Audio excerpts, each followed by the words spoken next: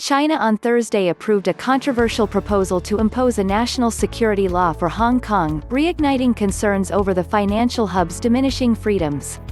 The law will effectively bypass Hong Kong's legislature, and raises concerns over whether it is a breach of the Chinese city's autonomy, which was promised under the one country, two systems principle. It comes after months of pro-democracy protests, which sometimes spiraled into chaos and violence, that have rocked Hong Kong and devastated key sectors in its economy, including tourism and retail.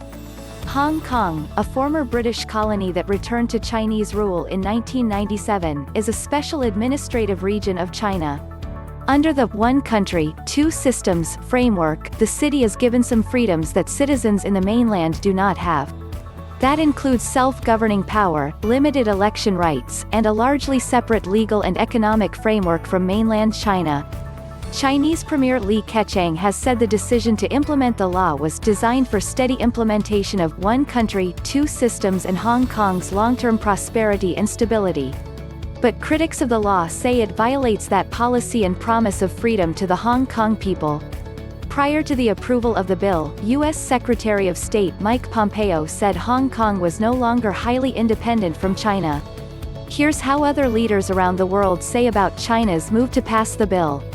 In a joint statement, the four countries expressed their deep concern regarding Beijing's proposed law.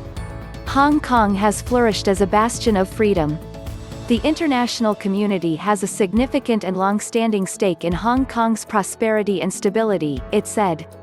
Direct imposition of national security legislation on Hong Kong by the Beijing authorities, rather than through Hong Kong's own institutions as provided for under Article 23 of the Basic Law, would curtail the Hong Kong people's liberties.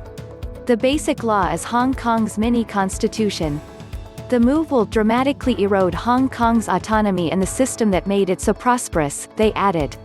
The joint statement pointed out that the law will exacerbate the existing deep divisions in Hong Kong society and does nothing to build mutual understanding and foster reconciliation within Hong Kong. Rebuilding trust across Hong Kong society by allowing the people of Hong Kong to enjoy the rights and freedoms they were promised can be the only way back from the tensions and unrest that the territory has seen over the last year, they added.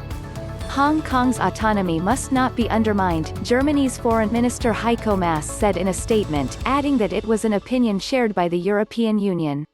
The citizens of Hong Kong enjoy freedoms and rights that are afforded to them through the Basic Law and on the principle one country, two systems.